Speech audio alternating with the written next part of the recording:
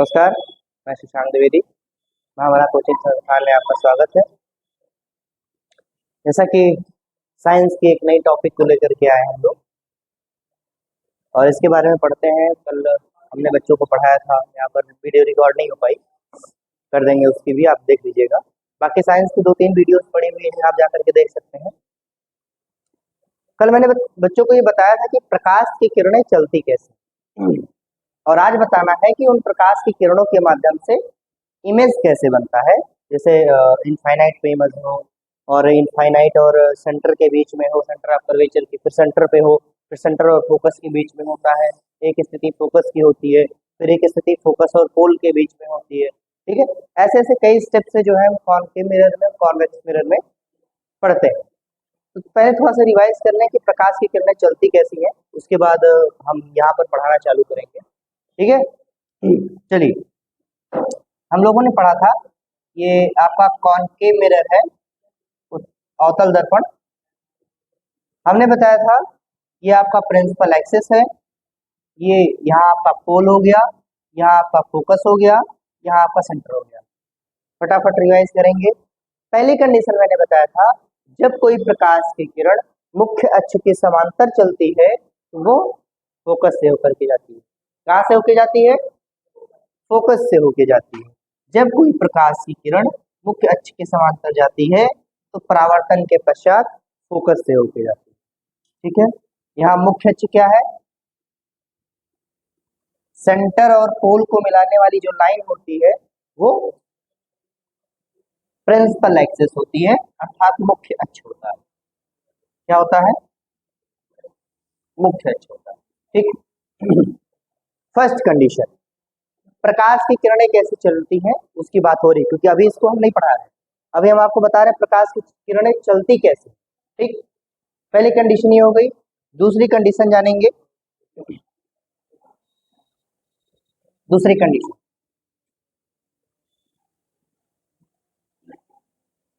ठीक है, इतना रहने देते हैं, बाकी मिटा देते हैं। चलिए, ये हो गया। फिर से वही, ये आपका फोकस हो गया, ये आपका सेंटर ऑफ कर्वेचर हो गया, ये आपका पोल हो गया। दूसरी कंडीशन में मैंने बताया था, जब कोई प्रकाश की किरण वक्रता केंद्र से होकर के जाती है, अर्थात सेंटर ऑफ कर्वेचर से होकर के जाती है, तो परावर्तन के पश्चात फिर उसी मार्ग में वापस आ जाती है। परावर्तन के पश्चात क्या होता है? फिर उसी मार्ग में वापस आ जाती है। ठीक, चलिए, पहली कंडीशन में क्या बताया? जब कोई प्रकाश की किरण मुख्य अक्ष के समांतर चलती है तो परावर्तन के पश्चात फोकस से होकर के जाती है। दूसरे कंडीशन में है, जब कोई प्रकाश की किरण सेंटर ऑफ कर्वेचर से होकर के जाती है, अर्थात वक्रता केंद्र से होकर के जाती है, तो वह अपने मार्ग से पुनः परावर्तन के पश्चात वापस आ जाती है। ठीक, दो सिचुएशन हो गया। तीसरी सिचुएशन में हम देखेंगे कि तीसरी सिचुएशन में क्या होता है। तीसरे में पढ़ेंगे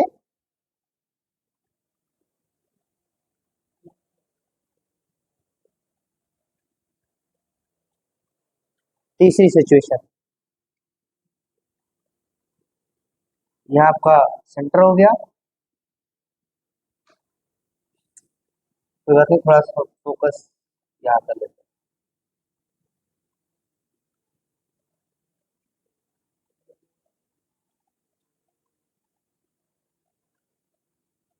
तीसरी कंडीशन में है, जब कोई प्रकाश की किरण फोकस से होकर के जाती है तो वह परावर्तन के पश्चात मुख्य अक्ष के समांतर हो जाती है। जब कोई प्रकाश की किरण फोकस से होकर के जाती है तो वह परावर्तन के पश्चात मुख्य अक्ष के समांतर हो जाती है। ठीक, 3 कंडीशन है, इसी टाइप से प्रकाश आपके चलते हैं। अब हम ये देखेंगे कि कॉनकेव मिरर में कैसे, कॉनकेव मिरर में कैसे प्रकाश के माध्यम से प्रतिबिंब बनाएंगे। जैसे ऑब्जेक्ट कहीं कहीं रख करके, जैसे ऑब्जेक्ट सेट करते हैं, ऑब्जेक्ट सेट करने के पश्चात हम किरणों को चलते हुए देखेंगे और उन किरणों के चलने से प्रकाश, जो उस किरण होगी, तो सॉरी, जो आपका ऑब्जेक्ट होगा उसका प्रतिबिंब कैसे कहाँ बनता है कॉनकेव मिरर। ठीक, सीखते हैं। आपको ये 3 चीजें पता होनी चाहिए, तभी आपको पता चलेगा कि कैसे प्रकाश की किरणें चल रही हैं। ठीक,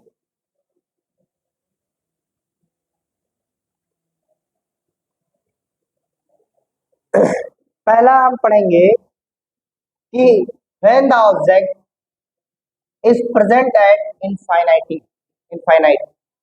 ठीक, पहले कंडीशन में हम ऑब्जेक्ट को अनंत पर रखते हैं, मतलब हमें पता ही नहीं है कि ऑब्जेक्ट कहाँ है। ठीक, ये मुझे नहीं पता है कि ऑब्जेक्ट कहाँ है। अब कोई भी ऑब्जेक्ट अगर कहीं भी होगा तो प्रकाश की किरणें तो चलेंगी। कहीं भी आप ऑब्जेक्ट रख दें तो जाहिर सी बात है कि उससे प्रकाश की किरणें चलेंगी, क्योंकि वहां से प्रकाश की किरणें पड़ेंगी, और प्रकाश की किरणें जब उस पर वस्तु पर पड़ेंगे तो वहां से तो फिर तो रिफ्लेक्शन होगा ही, और जैसे ही रिफ्लेक्शन होगा तो कैसे प्रकाश की किरण आती है इसको देखने का प्रयास करेंगे चित्र के माध्यम से। जब कोई ऑब्जेक्ट से प्रकाश की किरणें आती हैं तो वो समांतर प्रकाश की किरणें चलती हैं, एक फोकस से होकर के जाती हैं और दूसरा सेंटर ऑफ कर्वेचर से होकर के जाती है। अब यहाँ जो हमने 3 अभी नियम बताया, फर्स्ट नियम, सेकंड नियम, थर्ड नियम, यहाँ कौन सा नियम लग रहा है? यहाँ थर्ड नियम लग रहा है पहले वाले केस में, कि जब कोई प्रकाश की किरण मुख्य फोकस से होकर के गुजरती है, परावर्तन से पश्चात, कहाँ से परावर्तन होगा? कॉनकेव मिरर से, कॉनकेव मिरर से परावर्तन के पश्चात यहाँ से परावर्तित हो रही है मुख्य अक्ष के समांतर। मुख्य अक्ष मतलब principal axis, principal axis, principal axis के पैरेलल हो जा रही है। यहाँ देखिए, ये प्रिंसिपल एक्सिस है, इसके पैरेलल ये किरणें हो जा रही है। ठीक, पहले केस। दूसरे केस में हम क्या पढ़ रहे हैं कि जो दूसरी प्रकाश की किरणें जो समांतर आ रही हैं, पहला वाला तुमने यहाँ से देखा, दर्पण से परावर्तन के पश्चात मुख्य अक्ष के समांतर हो गई।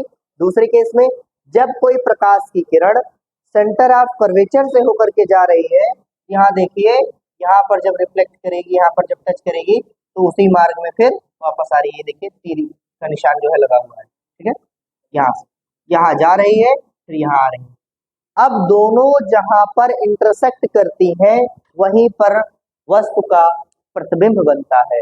जहां पर ये किरणें एक दूसरे को इंटरसेक्ट करेंगी, कट करेंगी, वहीं पर वस्तु का प्रतिबिंब बनेगा।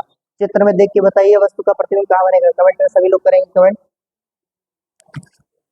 पहले केस में कहाँ बन रहा है? स्क्रीनशॉट ले सकते हैं आप लोग, देख लीजिए कहाँ बन रहा है। पहले केस में कहाँ बन रहा है? फोकस पर बन रहा है, उल्टा बन रहा है। देखिए उल्टा बन रहा है ना, इनफाइनाइट पे रखा होगा तो वस्तु बड़ा होगा, कैसा होगा पता नहीं, लेकिन जितना भी होगा वस्तु से छोटा बनेगा, वास्तविक बनेगा, क्योंकि यहाँ पर आपका वास्तविक प्रतिबिंब बनते हुए दिखाई दे रहा है। दिखाई दे रहा है ना? ठीक, कोई दिक्कत? समझ में आया? जब कोई ऑब्जेक्ट इनफाइनाइट पर रखा होगा, इनफाइनाइट पर रखा होगा तो वहां से उस ऑब्जेक्ट से 2 किरणें समानांतर चलेंगी, पैरेलल चलेंगी। ठीक, पहली किरण फोकस से होके जाएगी, जो किरण फोकस से होकर के जाएगी वो दर्पण से रिफ्लेक्शन के बाद प्रिंसिपल एक्सिस के पैरेलल हो जाएंगी। पहला केस। दूसरा केस, जब कोई प्रकाश की किरण सेंटर ऑफ कर्वेचर से होकर के जाएगी तो रिफ्लेक्शन के पश्चात फिर उसी डायरेक्शन में वापस आ जाएगी। ये किरणें जहां पर इंटरसेक्ट करेंगी, इंटरसेक्ट कहाँ कर रही हैं? ये वाला पॉइंट देखिए, इस वाले पॉइंट पर क्या कर रही हैं? इंटरसेक्ट कर रही हैं। तो जहां पर ये किरणें इंटरसेक्ट करेंगी वहां पर इनका प्रतिबिंब बनेगा। प्रतिबिंब कैसा बनेगा? प्रतिबिंब वास्तविक बनेगा, उल्टा बनेगा और वस्तु से छोटा बनेगा। ठीक, फर्स्ट कंडीशन समझ में आ गया सबको? आप लोग भी कमेंट करिएगा और बताइएगा कि समझ में आया है कि नहीं। अगर नहीं आया होगा फिर से मैं वीडियो बना दूंगा, ठीक है, आपको समझा देंगे। चलिए दूसरा केस देखते हैं। दूसरा केस पढ़िए क्या है? When the object is present between infinite and centre of curvature. अब वस्तु को कहाँ रखा गया है? अब वस्तु कहाँ रखा गया है? देख के बताइए फिगर में, सेकंड फिगर देख के बताइए सभी लोग, कमेंट करिए। प्रतिबिंब अब ऑब्जेक्ट कहाँ रखा गया है, इनफाइनाइट और सेंटर ऑफ कर्वेचर के बीच में। कहाँ रखा गया है, इनफाइनाइट और सेंटर ऑफ कर्वेचर के बीच में रखा गया है। अब प्रकाश की किरणें कैसे चलेंगी ऑब्जेक्ट से, पहला देखिए प्रकाश किरणें कहाँ जा रही हैं, फर्स्ट स्टेप पे ऑब्जेक्ट यहाँ है, यहाँ से पहले प्रकाश की किरणें कहाँ जा रही हैं, प्रिंसिपल एक्सिस के पैरेलल जा रही हैं। ये क्या है आपका प्रिंसिपल एक्सिस, क्या है प्रिंसिपल एक्सिस, मुख्य अक्ष। फर्स्ट स्टेप में वस्तु से जो किरणें निकल रही हैं वो मुख्य अक्ष के समांतर जा रही हैं, और मुख्य अक्ष के समांतर चलने वाली प्रकाश की किरणें फर्स्ट स्टेप मैंने यहाँ बताया था, सिखाया था कि फोकस से होकर के जाती है। ये देखिए किरण फोकस से होकर के जा रही है, यहाँ पर जो है टकरा रही है दर्पण से, दर्पण से रिफ्लेक्शन के बाद कहाँ से होके जा रही है, फोकस से। कहाँ से होके जा रही है, फोकस से होके जा रही है। ठीक, दूसरी प्रकाश की किरण जो चलेगी वो सेंटर ऑफ कर्वेचर से होकर के जाएगी, और जो सेंटर ऑफ कर्वेचर से होकर के जाएगी इस पॉइंट से रिफ्लेक्शन के पश्चात उसी मार्ग में उसी डायरेक्शन में वापस आ जाएगी। कैसे आ जाएगी, उसी डायरेक्शन में वापस आ जाएगी। ठीक,